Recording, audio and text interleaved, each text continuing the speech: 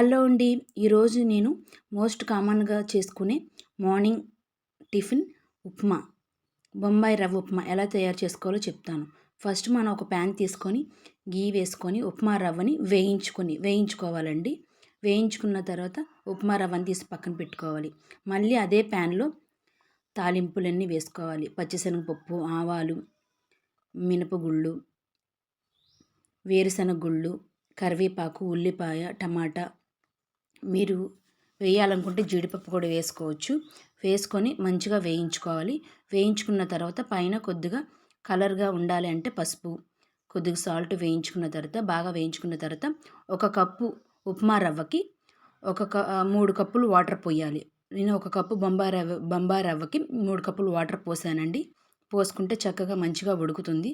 అలాగా వాటర్ అంతా బాయిల్ అయిన తర్వాత పైన మనకి సాల్ట్ మీ టేస్ట్కి సరిపోయినంత తీసుకోవాలి. తీసుకున్న తర్వాత బాగా వాటర్ బాయిల్ అయిన తర్వాత రవ్వ అనేది వేసుకోవాలి. వేసుకున్న తర్వాత ఉడికించుకున్న తర్వాత మనం కిందకి దింపే టైంలో తరిగిన కొత్తిమీర, నెయ్యి వేసుకుంటే ఉప్మాకి మరింత టేస్ట్ వస్తుంది. Thank you.